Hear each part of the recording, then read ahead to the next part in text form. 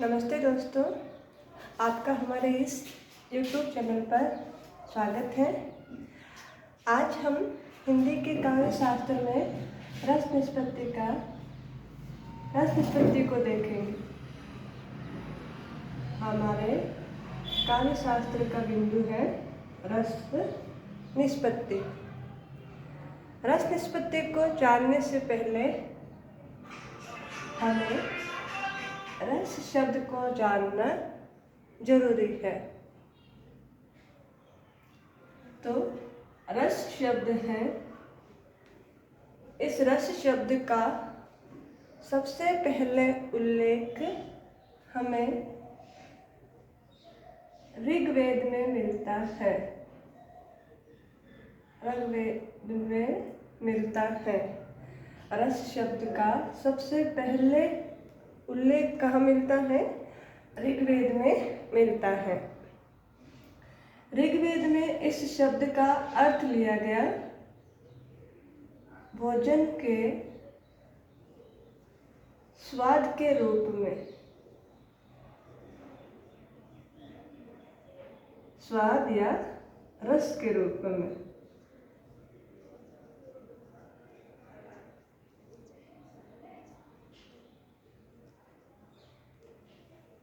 रस शब्द सबसे पहले ऋग्वेद में इसका अर्थ लिया गया भोजन के स्वाद या रस के रूप में। फिर अगला प्रश्न हमारे दिमाग में ये आता है, तो फिर काव्य शास्त्र में रस शब्द सबसे पहले किसने लिया? तो काव्य शास्त्र में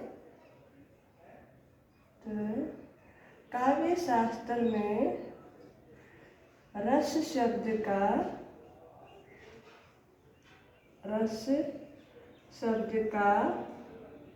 सबसे पहले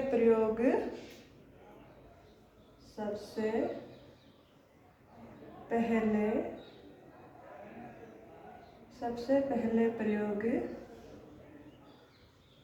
आचार्य भरत मुनि ने किया। आचार्य भरत मुनि ने किया। और भरत मुनि ने क्या किया? तो भरत मुनि ने अपने ग्रंथ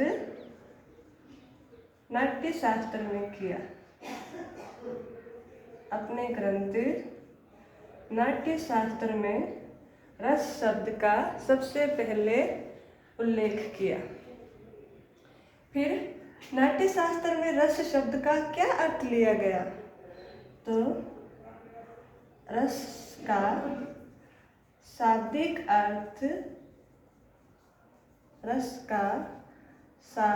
अर्थ आनंद से लिया। किससे लिया? आनंद से। तो हमारे सामने फिर परिभाषा आती है। क्या परिभाषा आती है? कि काव्य को पढ़ने,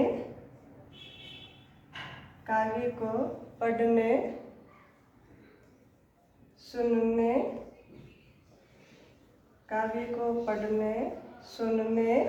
या देखने से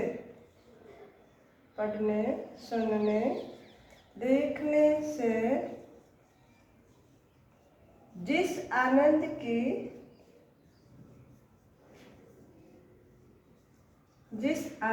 की अनुभूति होती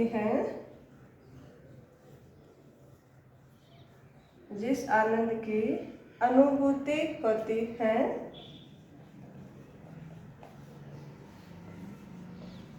उसे क्या कहते हैं? रस कहा गया।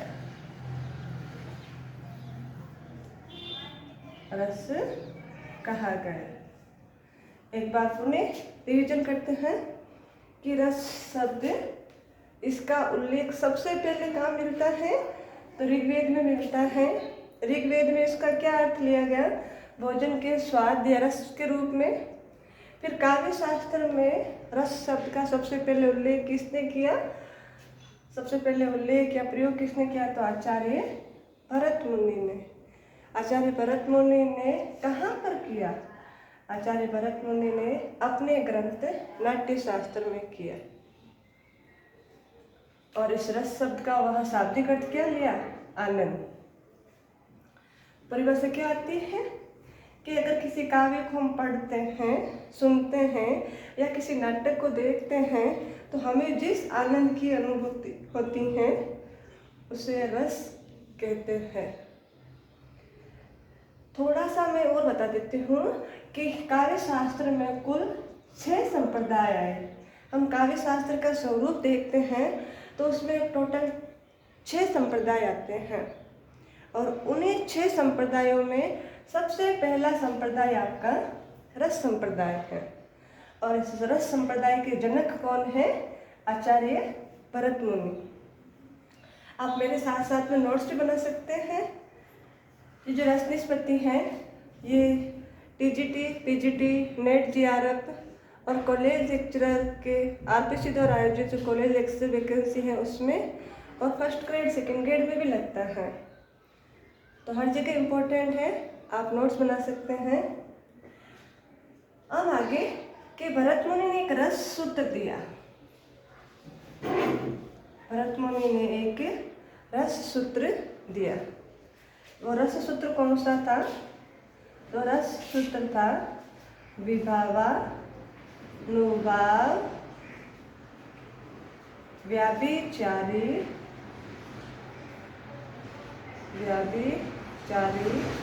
संयोगा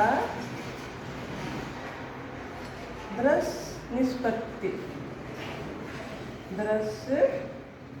निष्पत्ति। तो भरत मुनि ने एक रस सूत्र दिया और रस सूत्र था विभावा अनुभाव व्याभिचारी संयोगात रस निष्पत्ति। जब रस को देखते हैं तो रस के 4 अंग या रस के 4 तत्व होते हैं। रस के 4 तत्व कौन से होते हैं? तो नंबर 1 आता है कि रस के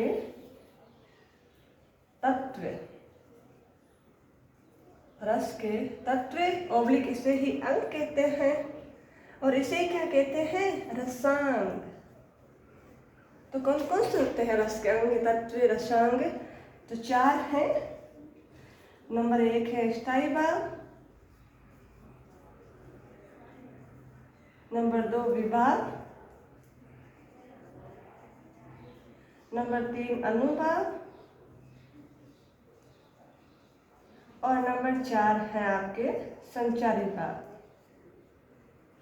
नंबर 1 है 4 है संचारी भाव। तो भरत मुनि ने जो ये सूत्र दिया है विभाव अनुभाव व्याभिचारी संचारी भाव के दूसरा नाम है, इनके संयोग से किसकी उत्पत्ति होती है? रस की। निष्पत्ति शब्द का शाब्दिक अर्थ ही होता है उत्पत्ति। समझ में कि विभाव अनुभाव व्याभिचारी यानी संचारी भावों के संयोग से किसकी उत्पत्ति होती है? रस की उत्पत्ति होती है। तो ये बात तो बताई भरत मुनि ने रस की उत्पत्ति में। फिर रस निष्पत्ति क्या है? तो भरत मुनि के द्वारा जो ये रस सूत्र दिया गया है, इसी रस सूत्र की व्याख्या करने के लिए जो परवर्ती आचार्य आए उन्होंने अपने अपने मत प्रतिपादित किए और अपने जो मत प्रतिपादित किए उन मतों में उन्होंने जो विचार प्रस्तुत किया वही क्या कहलाया? रस निष्पत्ति। तो एक बार मैं साफ करती हूँ, फिर हम आगे देखते हैं रस निष्पत्ति।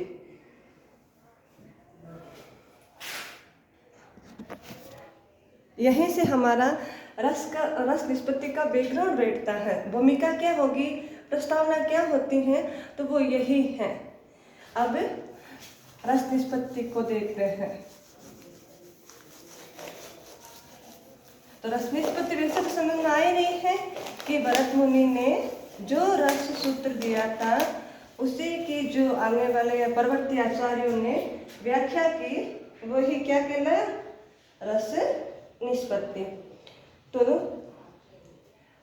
अब रस निष्पत्ति किन्होंने की है इनकी इस सूत्र की व्याख्या? भाई भरत मुनि ने जो रस सूत्र दिया इसकी व्याख्या किन्होंने की है? तो 4 नाम आते हैं, 4 नाम आते हैं हमारे सामने।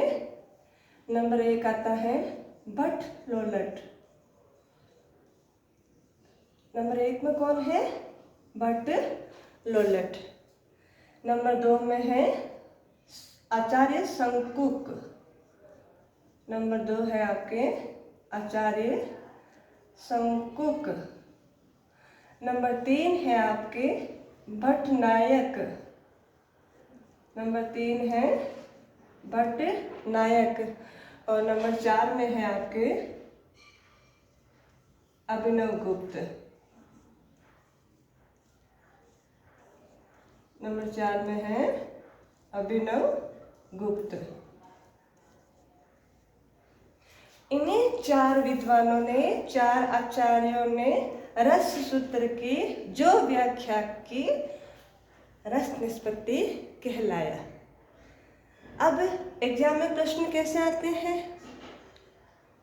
हम सबसे पहले एक एक आचार्य को देखते हैं और उसके बाद में मैं आपके सामने एक चार्ट बनाऊंगी। उस चार्ट में आपके चाहे नेट का क्वेश्चन नेट जीआरएफ में हो, चाहे किसी भी कंपटीशन में हो, डायरेक्ट आप यहाँ से प्रश्न आपको मिल जाएंगे और उस चार्ट से बाहर कुछ भी नहीं है। तो सबसे पहले हम कौन सा आचार्य को लेते हैं? भट्ट लोलट को।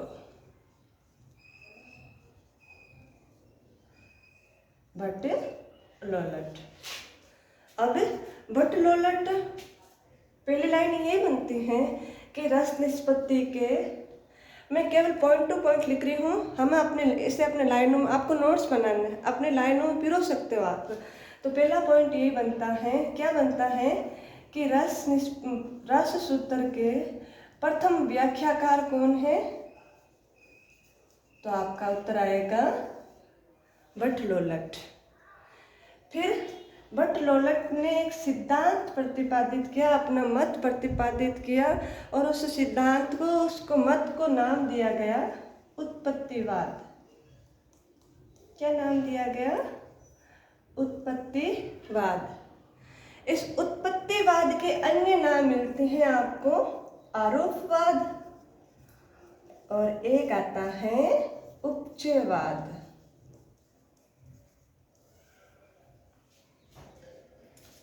दो पॉइंट बने हमारे सामने अभी तक। एक तो बना है कि रस सूत्र के प्रथम व्याख्याकार कौन है? तो आपका उत्तर आएगा भट्ट लोलट। भट्ट लोलट ने जो मत प्रतिपादित किया, जो सिद्धांत प्रस्तुत किया, उस सिद्धांत का क्या नाम है? तो उत्पत्तिवाद कहते हैं। इसके अन्य नाम है आरोपवाद और या उपचयवाद। फिर अगला प्रश्न आता है कि भट्ट लोलट ने जो ये मत प्रतिपादित किया, जो ये सिद्धांत दिया, इस सिद्धांत पर किस दर्शन का प्रभाव है? तो हमारा उत्तर आता है मीमांसा दर्शन का प्रभाव दिखाई देता है। कौन से दर्शन का? मीमांसा दर्शन का प्रभाव दिखाई देता है। अगली बात आती है कि भट्ट लोलट ने जो ये मत दिया, इसका उल्लेख कहाँ पर है? तो इसका उल्लेख इनकी तो स्वयं की किसी पुस्तक में नहीं है, तो फिर उल्लेख कहाँ मिलता है? तो फिर इस मत का उल्लेख काव्य प्रकाश नामक ग्रंथ में मिलता है। मत का उल्लेख काव्य प्रकाश नामक ग्रंथ में मिलता है। फिर अगली बात, अगला प्रश्न क्या बन सकता है कि भट्ट लोलट ने, अब हर एक रस निष्पत्ति में चारों व्याख्याकारों को पढ़ेंगे तो चारों ने ही निष्पत्ति शब्द का अर्थ अलग लिया और एक संयोग शब्द का अर्थ क्या लिया। यहाँ से प्रश्न पुटअप होता है। तो फिर आचार्य भट्ट-लोलट ने निष्पत्ति शब्द का अर्थ क्या लिया? तो आचार्य भट्ट-लोलट ने निष्पत्ति शब्द का अर्थ लिया उत्पत्ति। निष्पत्ति शब्द का अर्थ क्या लिया? उत्पत्ति। और संयोग का अर्थ क्या लिया? तो संयोग के इन्होंने 3 अर्थ लिए। कितने बेटा? 3 अर्थ लिए। तो 3 कौन कौन से हैं? तो सबसे पहला है स्थायी भाव के संदर्भ में। स्थायी भाव के संदर्भ में। और स्थायी भाव के संदर्भ में क्या था? तो स्थायी भाव के संदर्भ में इन्होंने अर्थ लिया उत्पाद उत्पादक का। उत्पाद उत्पादक का। अगला दूसरा क्या लिया? तो दूसरा है गया आपके अनुभाव के साथ में। और अनुभाव के साथ में इन्होंने लिया गम्य गामक। गम्य गामक संबंध के संबंध का अर्थ लिया। और तीसरा कि संचारी भाव। तीसरा आता है संचारी भाव। संचारी भाव के संदर्भ में क्या अर्थ लिया? तो संचारी भाव में लिया पोष्य पोषक। पोष्य पोषक। क्लियर? वापस देखते हैं शुरू से कि रस निष्पत्ति के प्रथम व्याख्याकार भट्ट-लोलट है। भट्ट-लोलट ने जो सिद्धांत जो मत दिया था उसका नाम है उत्पत्तिवाद, आरोपवाद और उपचयवाद इसके अन्य नाम हैं। इन्होंने जो ये सिद्धांत दिया, इस सिद्धांत पर किस दर्शन का प्रभाव है? तो हमारा उत्तर आएगा मीमांसा दर्शन का। फिर इस मत पर किस जो इन्होंने सिद्धांत दिया है, इस मत का उल्लेख कहाँ है? तो कहाँ मिलता है? काव्य प्रकाश नामक ग्रंथ में मिलता है। प्रत्येक व्याख्याकारों ने 2 शब्दों के अर्थ लिए। एक है आपका निष्पत्ति, दूसरा है संयोग। तो भट्ट-लोलट ने निष्पत्ति का अर्थ लिया उत्पत्ति से और संयोग के अर्थ 3 अर्थ लिए, जिसमें स्थायी भाव के संदर्भ में क्या लिया? उत्पाद उत्पादक का। अनुभाव के संदर्भ में क्या लिया? गम्य गामक का। और संचारी भाव के संदर्भ में पोष्य पोषक का। एग्जाम में यहाँ से ही प्रश्न आते हैं, इससे बाहर कुछ नहीं है। फिर हम आगे देखते हैं कि इस मत की विशेषताएं क्या हैं। तो इस मत की विशेषता ये है कि भट्ट-लोलट ने जो भरत मुनि ने सिद्धांत दिया, उस सिद्धांत की और अधिक अच्छे से व्याख्या की है। और ये सिद्धांत भरत मुनि के रस सूत्र के समीप जो सिद्धांत दिया, सूत्र दिया, उन दोनों में काफ़ी साम्यता है। और नई बात यह है कि जो भरत मुनि हुए हैं, उन भरत मुनि ने रस के कर्म को सही ढंग से प्रस्तुत नहीं कर पाए थे। और यह काम भट्ट-लोलट ने अपने सिद्धांत में किया। उन्होंने रस के सही कर्म को व्यक्त किया। यानी अभी जो हमने 4 तत्व देखे थे, सबसे नंबर 1 स्थायी भाव, फिर विभाव, फिर अनुभाव और फिर संचारी भाव। इन चारों तत्वों को कर्म रूप से प्रस्तुत करने का कार्य किसने किया? तो भट्ट-लोलट ने किया। मैं आशा करती हूँ कि आपको भट्ट-लोलट अच्छे से समझ में आ गया है। आगे देखते हैं नंबर 2 आचार्य शंकुक। मैं साफ करती हूँ, यहाँ इतना लिख लीजिए, आपके हर कंपटीशन एग्जाम में यहाँ से प्रश्न आपको मिल जाएगा।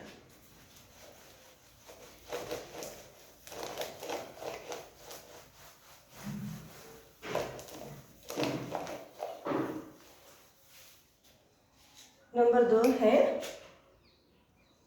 आचार्य शंकुक।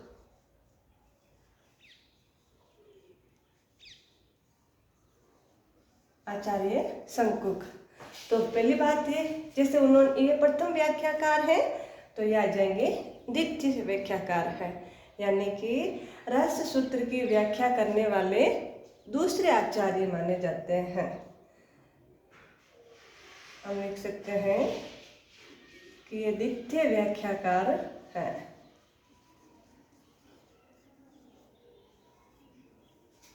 फिर इन्होंने भी एक सिद्धांत दिया था, और इनके सिद्धांत जो इन्होंने सिद्धांत दिया उस सिद्धांत का नाम है अनुमितिवाद। अनुमितिवाद कि आचार्य शंकुक ने रस निष्पत्ति की व्याख्या करने के लिए एक मत प्रतिपादित किया, एक सिद्धांत दिया। उस सिद्धांत का नाम था अनुमितिवाद। फिर इनके इस मत पर किसका प्रभाव दिखाई देता है? तो न्याय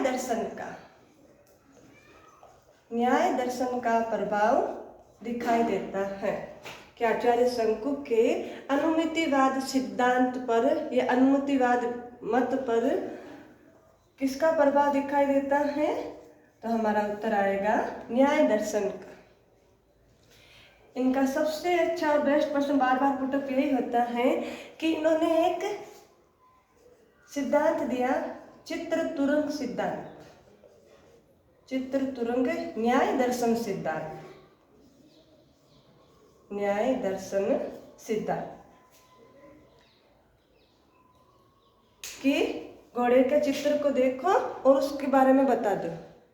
अगर हमें किसी भी भाव को समझाना है तो एक कुशल अनुकरणकर्ता होना चाहिए, और वह कुशल अनुकरणकर्ता हमें उन भावों की पुष्टि करा देता है। ठीक उसी प्रकार जिस प्रकार हम किसी व्यक्ति को एक घोड़े का चित्र दिखाकर, उसके घोड़ा नहीं है लेकिन वो चित्र दिखाकर हम उसे घोड़े का ज्ञान करा सकते हैं, उन्होंने भी कहा। तो इसी सिद्धांत पर कि अनुकरण, एक श्रेष्ठ अनुकरणकर्ता किसी भाव को अनुकरण करके उन भावों की अभिव्यक्ति कर सकता है, और आगे जाकर यही इनकी आलोचना का सबसे बड़ा कारण बनता है। तो हमें याद रखना है कि इन्होंने चित्रतुरंग न्याय दर्शन सिद्धांत दिया। फिर अगली बात कि आचार्य शंकुक के इस मत का उल्लेख कहाँ है? तो इनके मत का उल्लेख भी काव्य प्रकाश नामक ग्रंथ में मिलता है, नामक ग्रंथ में उल्लेख।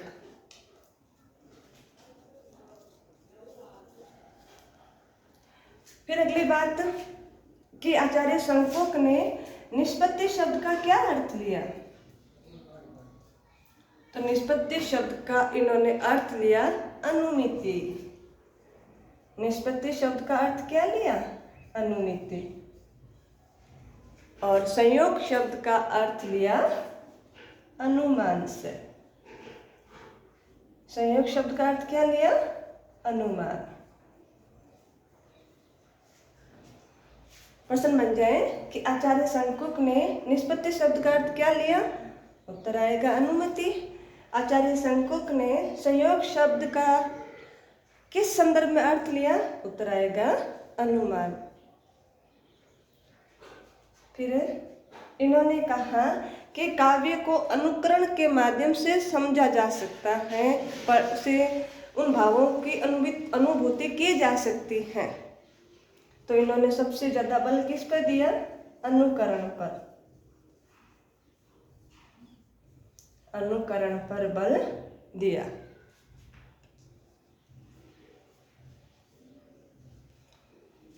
इनकी आलोचना क्या है?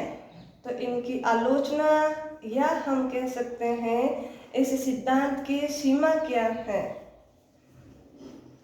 तो हमारे सामने आता है कि भावों का अनुकरण नहीं किया जा सकता।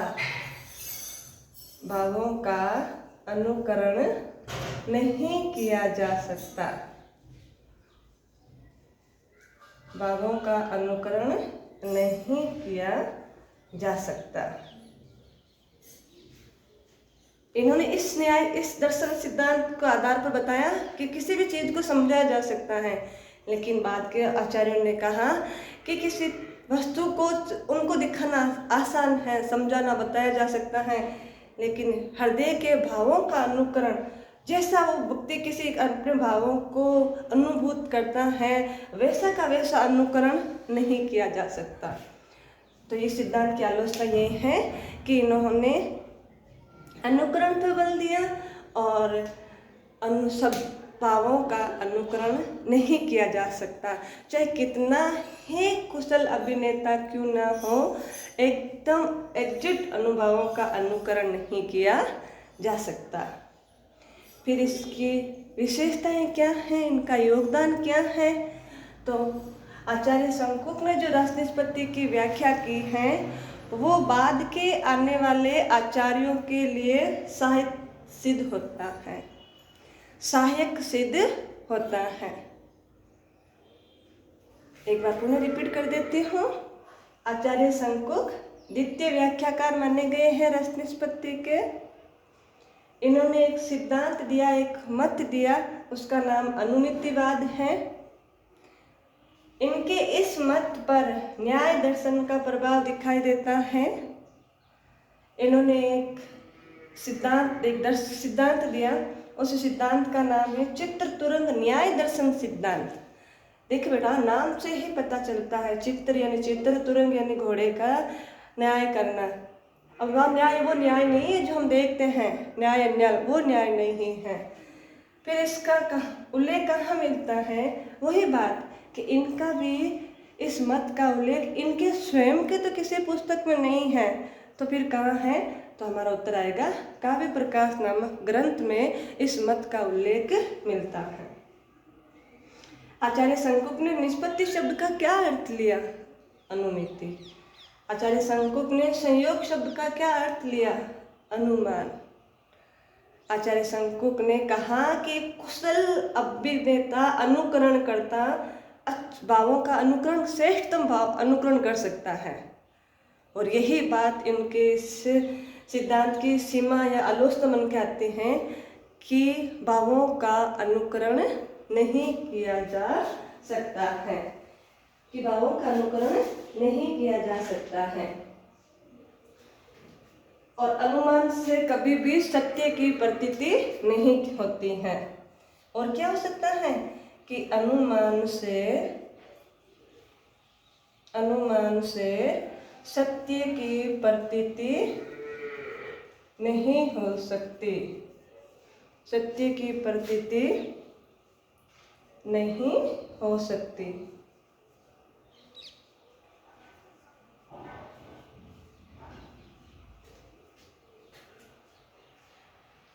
तो आई होप आपको ये भी समझ में आ गया होगा आचार्य शंकुक भी, कि शंकुक ने क्या सिद्धांत है, इनका क्या योगदान है। एक, इन्होंने रस को अलौकिकता कहा। रस को क्या कहा?